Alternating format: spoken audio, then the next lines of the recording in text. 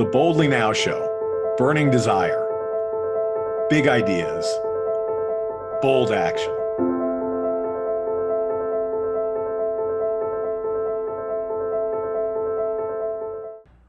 Hello and welcome to another episode of Boldly Now. This is Michael Sean Conaway, and today we're going to be speaking with Seane Corn. Seane is a yoga teacher, a yoga activist who started an organization called Off the Mat and Into the World. Seane has been using yoga as a way to get people into action to change the world for the better for about a decade now, Seane? 13 years. 13 years. Wow, it's amazing actually when you think about that. And then, I remember we had a conversation once where you actually talked about all the projects that had been done, and it's pretty astounding what somebody can do if they just get started doing it. So welcome to the show, Seane, and thank you for joining us.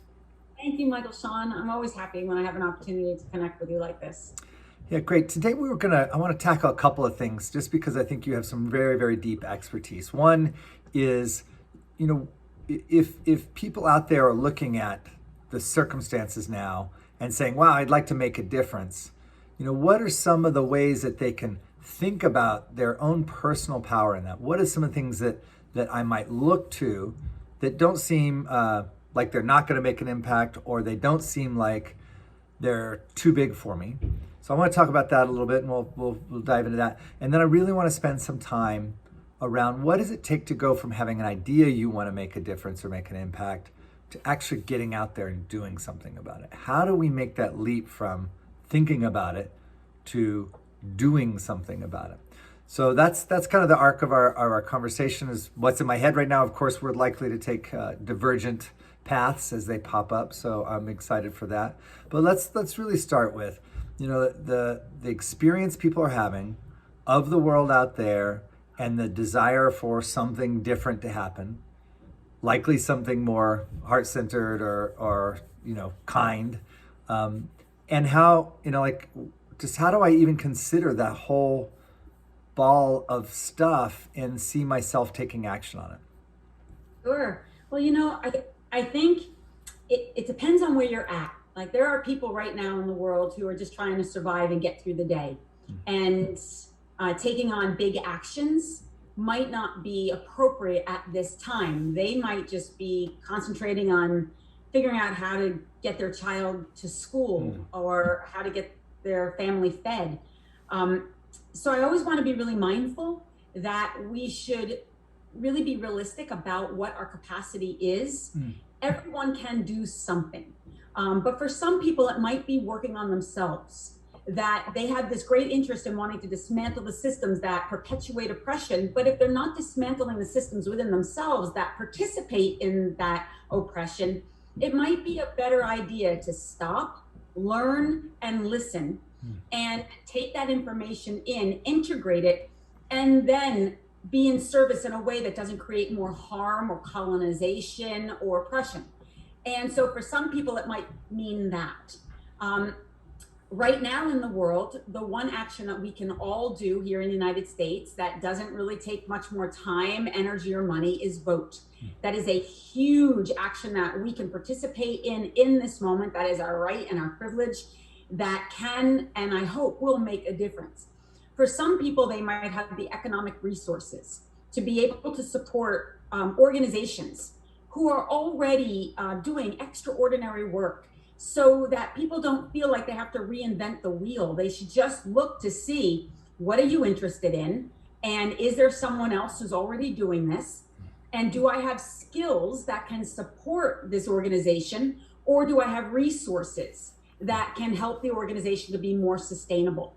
So I think there's a variety of ways that we can show up that change at different times in our experience. And so we shouldn't give ourselves a hard time or compare what we're doing to what someone else is doing. But I do believe that everyone has the capacity, whether it's in your family, your community, or on a much more global level, to participate and create social change so that all beings have a right to a happy, healthy life that is sustained and resourced. Right. I love what you just said there, Because it may just even actually be that having some conversations with people could be a really large action to take. Even if there are people that normally agree with you, just to actually take a moment and have conversations that maybe are a little bit more sane. I think there's a lot of very, very intense media out there that's leading us towards rabbit holes of information that may not be true. And right and left, it's definitely one of the biggest issues of our times, is that there's a lot of misinformation out there. But I think what disrupts that a lot of times is actually really being in conversation with people, like having a phone call or a Zoom call, like we're doing this interview on today, to get out of kind of our isolation and into conversation is a really important part. And I think that so the first thing, if you're not resourced and don't have things to contribute, you may need to work right here. And that's the same thing, right? You transform within to transform without, or transform out. I can clearly see that, and I see that there's lots of like just practical things that we can do to get into action. And I like the fact that you put it on a continuum. So let's go to the continuum where actually I am been thinking about something for a long time, and I want to make a difference. Maybe I've already worked in a little bit of a nonprofit world, or maybe I've contributed to that, but it's not exactly what I want to do. I may not want to reinvent the wheel, but like how do I even go from I want to do something to having an idea about what I want to do? When I think about it for myself personally, I'm always looking at a bigger spiritual picture to why I want to engage, with the world around me. So I know for myself that I want to create a world that is equal, just, safe, happy, free, and fair for all beings everywhere. So I know that that's my purpose in life, is to contribute in some way that uplifts society. So I kind of put that big vision out there, kind of sits in the ethers. I think about the skills that I already have. For me, it's teaching yoga. It's perhaps art. Maybe for some, it might be cooking.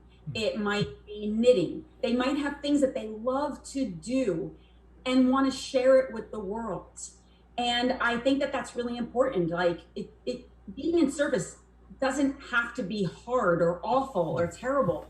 It could be a matter of just sharing who you are, what you love, in a way that creates some equity and peace for all. So you want to, so let's say you do have okay, I want to do something.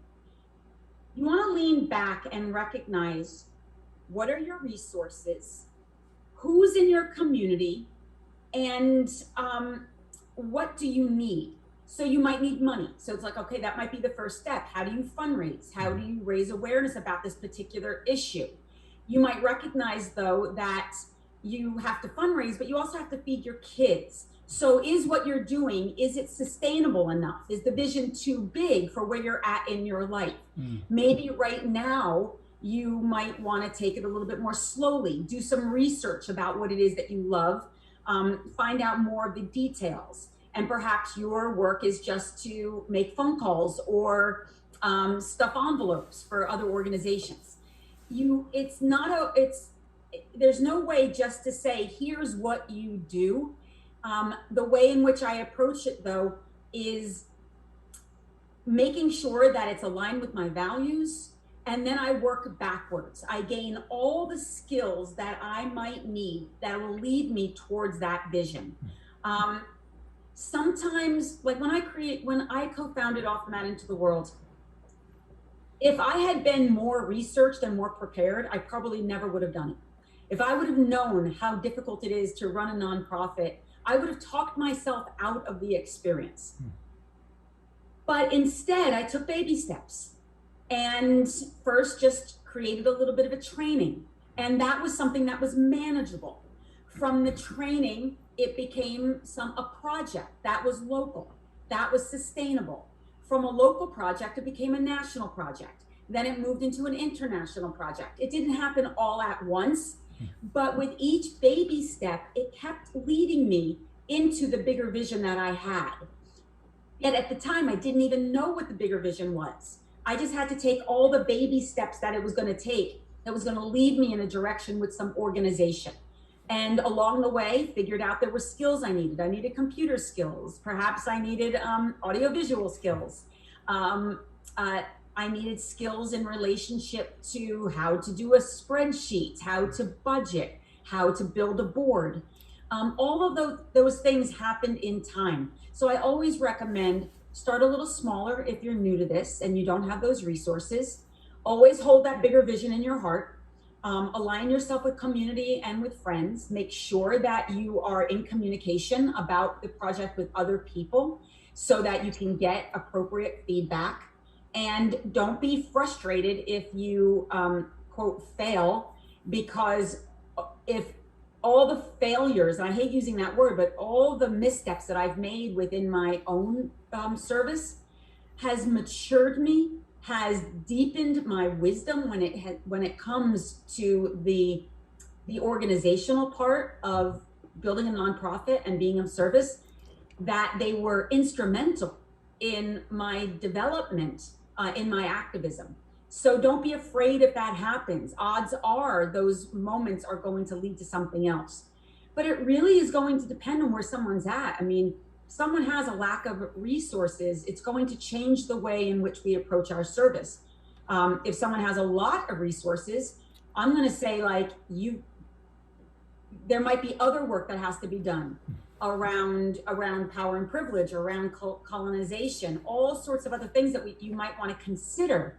But each person's going to approach stepping into purpose in a very different way. But my hope is that it comes from a place of spirit, a place of love, a place of genuinely wanting to share yourself with the world for the betterment of all mankind. And that our work is to keep our ego in check, to really look at why do we want to do this? Do we want to do this because we want people saying how amazing we are, that we have some kind of savior complex? Those are things that you gotta stop, look inward, do that work to dismantle that, and then show up again. So everyone's going to approach stepping into purpose in a very different way. But there are steps to take that can help in terms of the organization of it. But the visioning of it is quite individual. Yeah, great. Lots that you just said that are super important. I want to unpack for our audience just a little bit. First of all, I'm going to kind of work backwards. And I'm going to, first, let's, like you said, baby steps. You got really clear that you need to make this progress towards something by taking manageable steps, so say. And the great thing about those is it gives us feedback, right? If we take a little step, we get a little feedback. Oh, that didn't go the way I wanted to. It went this way, and that's good, or that's not. And I'm going to do that again, but when I do it next time, I'll do it like this. And then you do it again, and it works better. And I think that some of the, like a failure at a little step is not even a setback. It's like, oh, that didn't work out the way I wanted to. But a failure, if we are trying to, make it from A to Z in one step, it seems devastating. Like there's no way anybody could ever do this. So we talk a lot about prototyping and iterative process. Iterate your way to perfection is a much better approach than thinking you're going to figure it out in your brain and then go out and execute perfectly on something you thought of. And we have some kind of weird, brain thing about if I can imagine it, it'll work exactly like I imagined it, and it never works exactly as you imagined it. No, I think back when Off the Mat first started 13 years ago, it was the purpose of the intention of Off the Mat was to help people find their purpose. That was it. And as we started to train people to step into purpose and be in service in their local community, we started to get more expanded in our vision, and we created the Global Save a Challenge and raised all this money, brought people to other countries, and helped to support grassroots organizations that were doing extraordinary work in the field, and started to see the idea of purpose as being something more expanded. But in that process of raising a lot of money and doing great work, all of a sudden I started to get a glimpse of the way in which our efforts, even though they were well intended, were actually perpetuating systems of oppression that included colonization. And at first I was like, no, we're just helping this. We're doing good work. But I couldn't get the feeling out of my body. The more aware I became that I was actually becoming the problem. And we started then studying more about social justice. And in that process, I would say and do things and get called out by my community that that some of the choices that I make, were oppressive, were racist, I wasn't recognizing my privilege, that I wasn't acknowledging that because I'm part of the dominant culture, that the choices that I was making was actually creating harm. And again, I'd be like, but wait, I'm just trying to help. And feeling fragile about being misunderstood. And the more I got called in, not called out, called in, the more it forced me to have to realize, like, oh my God, they're right. They're absolutely 100% right. And it shifted the way in which we began to teach and articulate this information to other people. So we move people from purpose to service to understanding it through the lens of social justice. This took years. I don't look back at our original intention and think that somehow it was bad or flawed. It was an essential part of the evolution that helped me in this body, a white woman of privilege, part of the dominant culture, understand the ways in which, because of my worldview, the way in which I've been raised to experience the world, was actually causing suffering. And that until you can see it, you can't change it.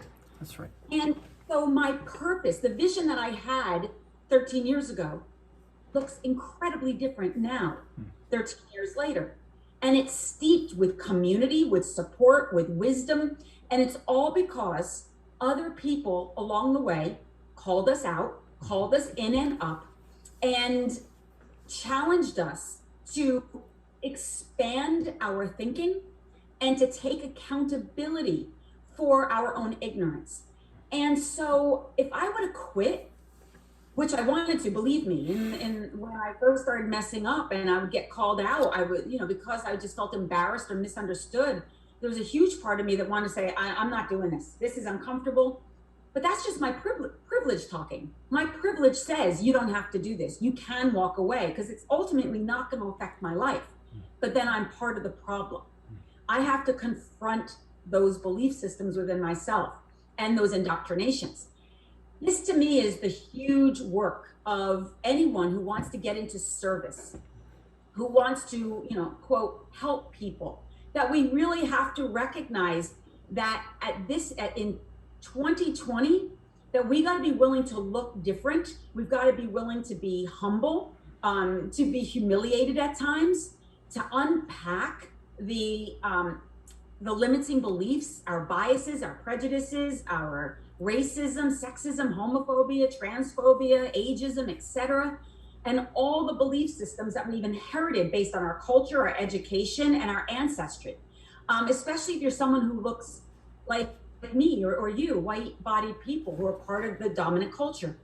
And so anyone who's listening to this right now, you need to know that we just can't be well-intended, that this work is deep, and it's going to hold a mirror up to all of our shadow self. Even if we think that we are well-intended, the impact can be harmful and hurtful to others. So I see all the steps that we took the past 13 years, small steps, great steps. We did extraordinary work, and then we also had to pull back, all in the name of equity and justice. And so it even meant dismantling the Global Save Challenge. Even though we were raising millions of dollars and doing great work, it wasn't worth it. We had to stop that program and think, what's really in the best interest of our community? And it was teaching people how to listen and learn from the people who are most impacted by oppression. The very people that we say we want to serve, let's hear from them what's actually needed and what our roles might be. And that's the work that we've been doing, one of the projects that we've been doing since. So I come from a place within my service that it's about accountability, that I've got to walk my talk and model back to my community what humility looks like in the face of service, and how to show up through a social justice framework so that we're not bringing our power and privilege into what we do. Because if we do, we create more hierarchy, more dominance, and then therefore more oppression. So that's kind of the only way that I can reflect back to people who want to do this kind of work is make those mistakes, but don't give up. Right. Surround yourself by different kinds of people who have different lived experience, folks on the margins with different ethnicities, different religions, different socioeconomic backgrounds, different abilities. Learn from them instead of imposing your beliefs and your experience or even your fears onto a culture that you might not understand. Take the time to broaden your wealth of information, and odds are you'll find where you fit in your service. And it might not be, again, if you look like me, if you're a white-bodied person, it might not be up front and center. It might mean stepping back a little bit, elevating others, amplifying others, and using your resources as a way to create more equity. Yeah, beautiful. I love that one of the actions you can take if you want to transform the world is to learn to listen and listen to learn. That's an amazing, and I think one of the things that like, just to be distinct, sitting in your room or on your couch having ideas is not action. It's Right. doing something, but it's not taking an action. But then we sometimes think of taking an action means I have to get a hammer out and build a building, or like that it has to be a physical gesture. But you're talking about is definitely an action. Sitting down with somebody you don't understand and asking questions to learn is amazing. And I really like the thing that you're saying here is like, if I go out to impact the world, help change systems from an entitled and privileged place, I'm just going to build what I've got right now. And we've seen it over the history of humankind. The privileged class has always been the privileged class. And maybe it changes a little bit by the makeup or whatever, but it has a very similar dominance. Mm-hmm. And I think part of that is that every time we try to do better, we just incorporate all the other stuff in there. And until you have a broad perspective and a lot of different voices and you've actually listened really deeply, you're unlikely to create anything new. Which I think is the impulse right now, is that we actually learn from all this stuff and do something a little bit differently. So thank you for that. I also want to just you've mentioned vision and purpose a number of times, and at kind of earlier in the show, you said your own purpose in this, and you said, hey, I got to step back and hold my purpose up if I want to do anything. Can you repeat your purpose again for the audience, please? Yeah, I mean, ultimately, and it's my privilege that allows me to be in purpose in this way, because I'm not in that situation where I'm struggling to feed my family. I'm not living day to day. So I'm often very sensitive when I say things like this, because I have the resources that allow me to think big and take risks. So I just want to be sensitive when I offer that up. But my purpose is to show up in this world and to use my heart, my skills, my talent, my love to create a world that is fair, free, just, equal, safe, resourced, peace-filled, and loving for all beings everywhere. That's really what my purpose in this world to do, and to share my talents. My talent happens to be teaching yoga and my self-expression. Those are some of the things that come naturally and organically to me because of training, but that I can give back to the world that can actually make a difference. Some people cook, some people knit, some people have other skills that they love to share with the world. This is what I want to do to share with the world. But within that, there's a mirror gets held up. Like, as far as I'm concerned, when you make a declaration like dear spirit, like I want to show up and be in service, I want to create a world that is just. I believe that Spirit's going to hold that mirror back and say, great, because I'm now going to show you all the ways in which you in your own personal life do the opposite. Because you can't show up in the world with true empathy if you, because of your own entitlements, because of your own repressed belief systems, are actually both overtly and subtly creating harm. And so that's the part that's the most uncomfortable. But a true action is moving towards that inquiry, saying, okay, show me, I'm open, let me see, show me my bias, show me my prejudice, show me my entitlement. It's not that we'll change it, but trust me, as you get better at this, when it comes up, you feel it as a sensation in your body, and you're like, oh, there's my entitlement. I'm not going to make a choice in this moment. I'm not going to open my mouth in this moment because I'm going to create harm. So you sit with the discomfort and then make a choice, then speak your truth, but rather than be so impulsive. So Spirit will hold that mirror up, but then Spirit will just say, well, okay, you talk about freedom and equity and justice. What does that actually mean? And who is it for? And is it different for other people? And how much of your own comforts are you willing to surrender for the welfare of others? And then it's like, oh, okay, now I'm being asked to perhaps let something go. That I wasn't anticipating that.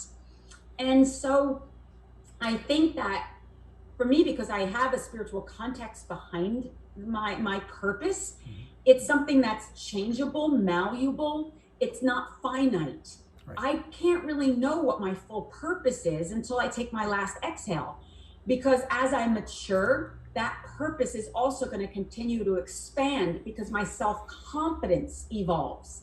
And when my self-confidence evolves, and I mean self-confidence, not ego, with a capital S self-confidence, then I'm capable of taking risks. I'm willing to make mistakes. I'm willing to shoot for the moon because it's not about me. The efforts are about something bigger, and that's collective transformation. But until I'm in that state of maturity, then I have to struggle with, did I do the right thing? Are people going to like me? And are they going to value me? A lot of the traps that we get into when we start being in service. Often we get into service because we're uncomfortable with circumstances and we want to change them. And before finding out if the people we want to serve are looking for change, and if they're looking for change from me or from you, that's also really critical. And also looking at why. Are you running from something that you're unwilling to change in your own life? If I'm of service, I can control perhaps someone else's destiny. But is that because my own life is out of control? So I think that there's a lot of inquiry that people should go through as they approach service. That doesn't mean they don't do something, but I would still recommend be mindful about it. Take smaller steps. Make sure your intentions are coming from an integrated place. Otherwise, you, like I said before, you can just be in the way. Right, or causing harm by good intentioned actions. That's really great, and I think we talk a lot about just this kind of areas of purpose, of understanding what your area of impact might be, and I think you've talked about that, and obviously that area of impact can be supported in many ways other than like a project of your own. Certainly joining other people's projects is necessary, and being a follower and a worker is often the most valuable thing that you can contribute.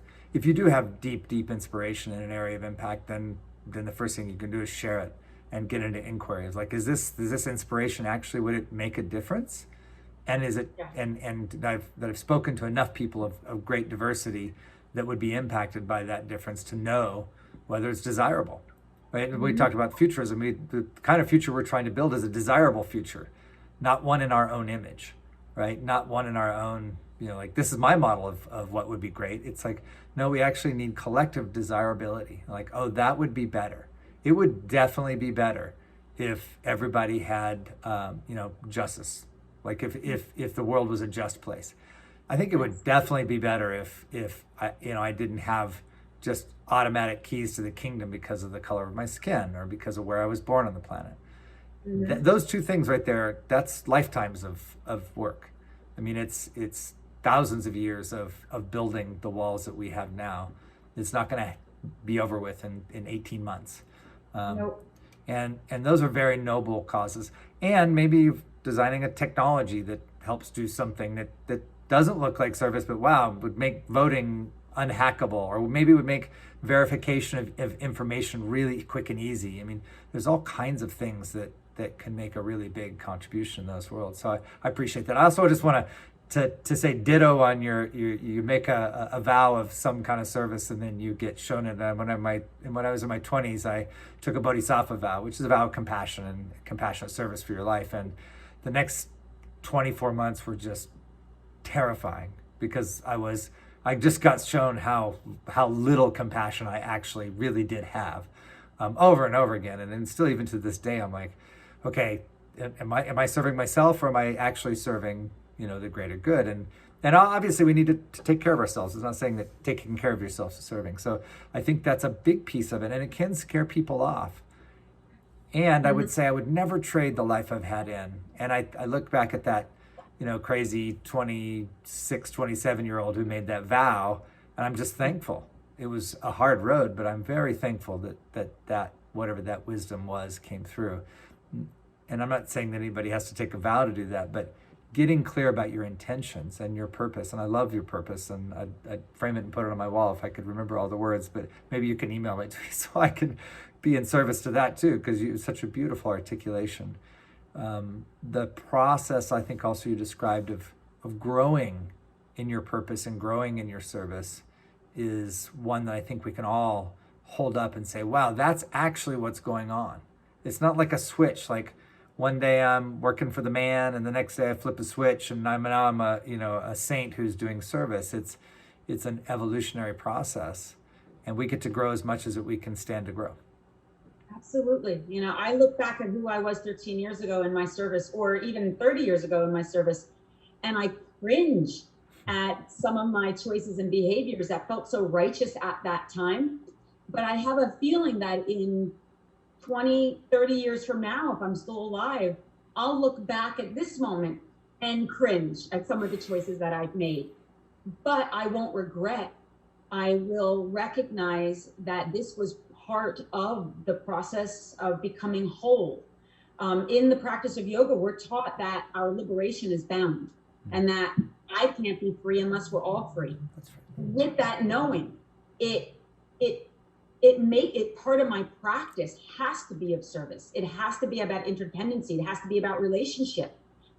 Because if it's not, then I know that my own path here in this body at this time is incomplete.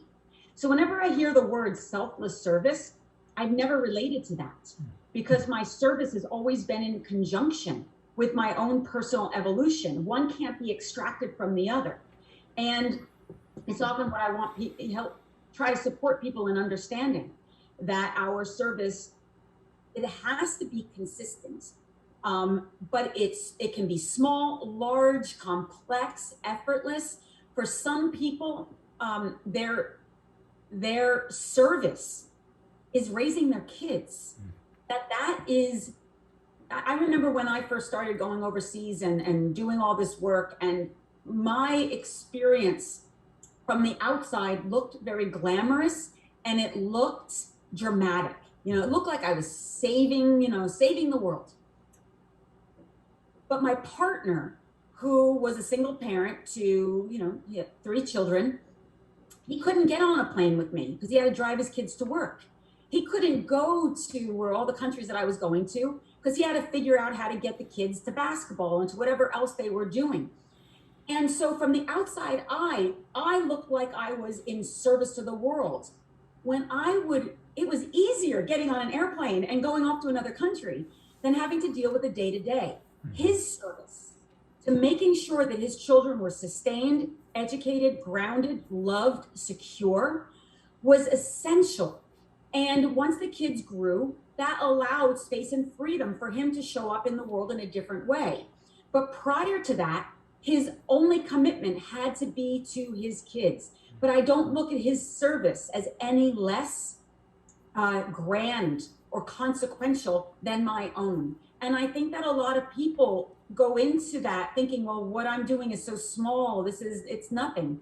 But it really is the intention that drives it. And if you're willing to see a bigger picture, that if you wake up every day and you're like, I'm going to show up for my family because I want to raise whole and integrated children so that they show up and love this world as much as they love their own family, as much as they love their own safety and security. What better service is that? That changes generations. That changes systems, because systems are made up of people. You change the people, you change the systems. So I think that the idea of service and purpose has to be something that's evolutionary. It has to meet you in a way that's sustainable, because if you burn out, then you're no good for anybody. And sometimes there are times where, like, for example, I would have to say that my biggest passion beyond anything that I do is animal rights. That I don't have the nervous system to be a frontline activist when it comes to animal rights. For whatever reason, like, you could put me in an environment where there's abused children, and my nervous system is grounded and steady and stable. I don't get triggered.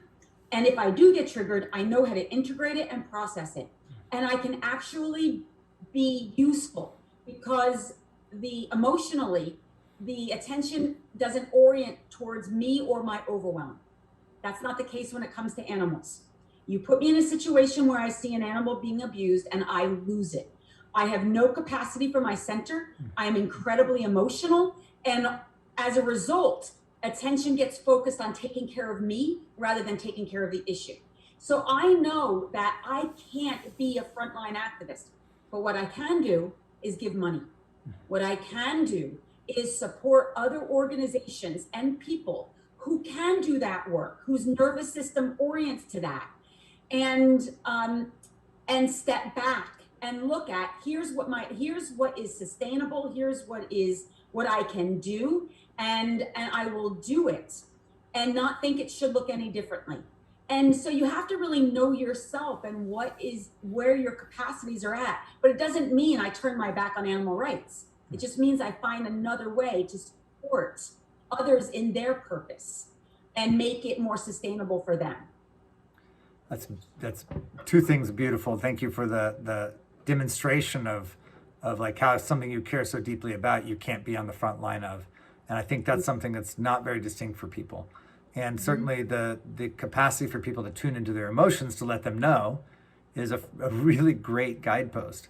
And I love that you said that you there are certain things you can get triggered about that you can take inside and integrate and not become the center of attention. I never thought about that. When I'm triggered, suddenly, not only in my mind and my world over here, I become the center of attention, and it affects people around me, and they start looking in that direction as well. So thank you. That's a beautiful piece. I want to go back to and just to wrap this up, like when you said, if I could be a great parent, or your partner was being a great parent, that was his service. And if we really get out beyond ego, then we really have to see our impacts at least in a single generation time frame. If we really want to get ego out of the way, then we have to get maybe 4 generations down the line. By the 4th generation, they forget your name. They might remember the nickname that they called you, Grandma or Oma or whatever it is, but in general, your name begins to become forgotten. 4 generations, so great grandkids and beyond. And so if you're working right now to make that 4th generation's life be more free, more open, more just, whatever your thing happens to be, then you're pretty sure that you're doing it out of service, not out of ego. If you yourself can't get the benefits. And so I really like people that really, like you said in the very beginning, and I think this is the biggest takeaway, if there's something you want to impact, step back. Mm-hmm. Really make sure it's aligned with your purpose. Really make sure, and maybe look even 3 or 4 generations. If something that I'm going to do gets started today and other people were to pick it up, or maybe there's a movement happening I'm just part of, and that movement were to go on, like at social justice issues, like the movement today stands upon the shoulders of giants. who've done so much, and not only still shoulder giants in our own civil rights movement, but Gandhi and going back in time, people who have taken that journey on. So connect with the past, connect with those who've cared and loved the thing you care and love about, carry the part forward as much as you can, and try to give it off into the future, into generations to come, so that the thing you care about gets transformed through time and action. Absolutely. I think that's a beautiful way to put it. I mean, in my own family, I've also often known when my stepchildren were young that the way to get them not to do anything was to tell them what to do. And so I knew that my life and my lifestyle, I knew that one day, I believed in my soul that one day when they were old enough to understand what it is that I stood for and how I was showing up, would intrigue them, but not if I sat down and said, you should be intrigued by what I'm doing. It's fabulous. It's really interesting. And instead just try to lean back and live as an example and create opportunities for them to participate with me, and do it in a way where I could both show them, guide them, and mentor them, but also simultaneously be in new experiences where the playing field was level and we had to solve problems together. So it was empowering for them, and also changed the parental hierarchy. And I didn't know when my stepchildren were young, I had to have a lot of faith, because of course there was a huge part of me that wanted to say, like, generations, we need to do this and you need to get on board with me. But I also had to trust that they had their own path and their own karma, and that to love them, guide them, ground them in their roots, plant seeds, and that if they felt safe enough and if it was in alignment with their own purpose, to create opportunities that allowed them to expand their own worldview. And I've seen that happen within my own family, but it really was a lot of letting go. Yeah. I could feel my agenda and what I wanted from my family, but I often had to step back and trust that they have their own karma, and I don't know what that's going to look like, but I also know they're paying attention. Yeah. And now that I'm a grandchild, I feel a real responsibility. Same thing. I look at her and I think, like, okay, kid, I got your back. And I hope that I live my life in such a way that it inspires my grandchild to want to engage in the world and use her own skills and talents and passions to uplift and support others. But I also have to let go of the attachment to it, because I don't know what their path and their destiny might be. But all I can do is show up for mine and create opportunities for them to join with me, with compassion, but also acceptance that their destiny is their own. It's hard. As a parent, it's hard to say everything I've just said. Yes. I believe it, and I have a lot of attachment to the other. So, yeah. Well, and I just want to thank you for this conversation. I think it's very, very helpful to our listeners to get some of the perspectives of your time on the planet and being in action and learning and growing wisdom. And I love this image of, we just have to follow our purpose and our destiny and let go of everything outside of that, even if it's painful. And that's a really great thing to leave us with. Seane Corn, thank you so much for this conversation today. I very much appreciate any chance we can get to get together and talk.